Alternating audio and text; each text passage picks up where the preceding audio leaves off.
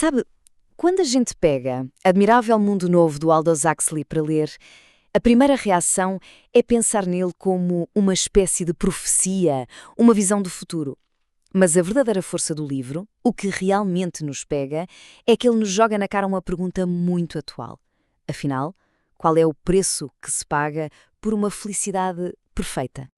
Bem, vamos começar por aqui. Huxley, de forma muito inteligente, não abre o livro com as palavras dele, mas sim com essa citação. E aqui está a sacada genial. A pergunta não é como a gente chega nessa utopia, mas sim como a gente evita que ela se torne realidade. Isso muda completamente o jogo, né? Fica claro desde a primeira página que esse mundo perfeito que vamos conhecer não é um sonho a ser alcançado, mas sim um pesadelo a ser evitado. E é aqui que a coisa fica arrepiante. O Estado Mundial não é uma ditadura com polícia na rua e prisões. Ninguém ali é obrigado a nada, pelo contrário. É uma sociedade onde a felicidade é um produto de engenharia.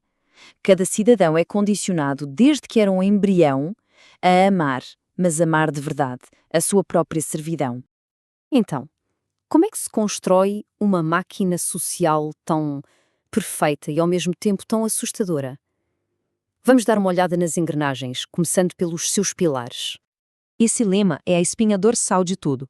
Comunidade, porque o indivíduo, o eu, foi completamente engolido pelo nós. Identidade, porque todo mundo já nasce com um propósito pré-definido, sem crise existencial, sem dúvida, e estabilidade, o grande prêmio. Uma sociedade sem guerras, sem misérias, sem doenças. Mas, e esse é o grande mas, também sem arte que desafia, sem amor que transforma, sem paixões que nos tiram do chão. E o processo para criar um cidadão? Nossa, é uma verdadeira linha de montagem industrial. A individualidade é eliminada logo no começo. O processo Bokanovsky, por exemplo, permite a produção em massa de até 96 humanos idênticos para as castas mais baixas. Depois, o condicionamento pavloviano cria versões programadas. Os bebês aprendem a ter pavor de livros e flores para que, quando crescerem, prefiram consumir produtos e entretenimento que dão lucro ao Estado. E para fechar, a hipnopedia, que é a aprendizagem durante o sono que grava os lemas do Estado direto no subconsciente. E o que sai dessa linha de produção? Um sistema de castas perfeitamente organizado. Lá no topo, os alfas, a elite intelectual. E lá na base, os épsilons, condicionados para amar os trabalhos mais simples e repetitivos que existem. Cada pessoa é, literalmente, uma peça feita sob medida para se encaixar sem atrito nenhum na grande máquina social. E com isso, a gente chega no pulo do gato de todo o sistema dito pelo próprio diretor. O objetivo final dessa engenharia toda não é fazer com que as pessoas apenas aceitem o seu destino, é fazer com que elas amem esse destino com cada célula do corpo, porque nesse mundo a felicidade é simplesmente a ausência total de questionamento. Mas sabe como é? Todo sistema que se diz perfeito tem uma rachadura. O que acontece quando um elemento que não foi programado, alguém de fora, entra nesse mundo fechadinho? É aí que a utopia começa a ser testada de verdade. Para a gente entender essa rachadura, basta olhar o contraste gritante entre o Estado Mundial e a reserva selvagem, que é o lugar onde John, a nossa peça fora do tabuleiro, cresceu. De um lado, você tem tecnologia, consumo, a ideia de que todos pertencem a todos e a droga soma para apagar qualquer sinal de tristeza. Do outro, rituais antigos, natureza, a ideia de família e mãe, o sofrimento, a dor e o poder da arte, simbolizado ali por Shakespeare. São dois mundos que não poderiam ser mais diferentes. O John é a anomalia em pessoa. Ele é o bug no sistema. Ele carrega dentro de si tudo aquilo que o Estado Mundial se esforçou tanto para eliminar. O amor por uma mãe, a paixão que dói, a beleza que se encontra na dor e uma conexão profunda com a história, com a arte. Ele é, basicamente, um fantasma de uma humanidade que foi esquecida. E quando esse selvagem é levado para Londres como se fosse uma atração de circo, a presença dele força um confronto que não tinha como evitar. Ele se torna um espelho que obriga essa sociedade perfeita a encarar o verdadeiro custo da sua felicidade de plástico. O grande momento do livro não é uma batalha física, nada disso.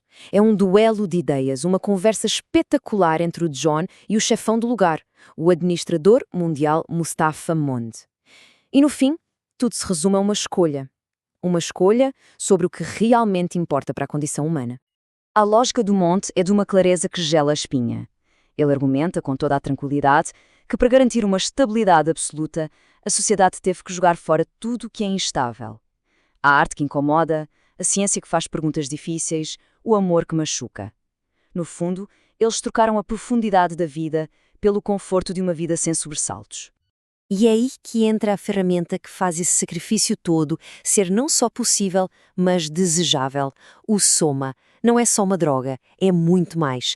É a garantia de uma folga instantânea de qualquer sentimento ruim. É o consolo de uma religião, mas sem nenhum dos seus dilemas morais, sem nenhuma culpa. É, como o próprio livro descreve de forma genial, um cristianismo sem lágrimas. E a resposta do John, nossa, é uma das coisas mais poderosas da literatura. Ele recusa o conforto, ele recusa a segurança e a felicidade fácil. No lugar disso, ele faz um pedido que para nós soa absurdo. Ele reivindica o direito de ser infeliz, o direito a Deus, à poesia, ao perigo de verdade, à liberdade, à bondade e até mesmo ao pecado.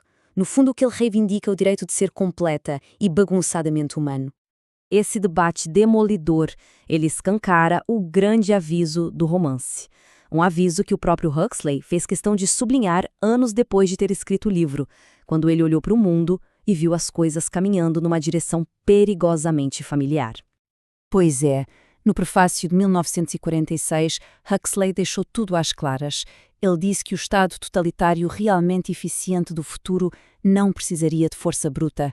A tirania perfeita seria aquela em que as pessoas, por meio de tecnologia e condicionamento, nem perceberiam que não são livres, porque teriam sido ensinadas a amar a sua própria jaula dourada. E as ferramentas que ele imaginou para chegar nesse ponto? Controle das emoções com drogas, uma ciência para encaixar cada pessoa no seu devido lugar e, claro, entretenimento sem parar para nos dar férias da realidade. Sendo bem sincero, soa familiar, não é mesmo? E é por isso que Admirável Mundo Novo continua a nos perturbar tanto. A pergunta que Huxley nos deixa no final não é sobre um futuro distante, é sobre o agora. Nessa nossa busca sem fim por mais conforto, mais segurança e um fluxo infinito de distrações, o que será que a gente já está sacrificando? Que pedaços da nossa humanidade, da nossa capacidade de sentir as coisas de verdade, de criar, de se conectar, que pedaços disso tudo a gente já está trocando por uma felicidade mais fácil, mais conveniente e, quem sabe, mais programada? Fica a reflexão.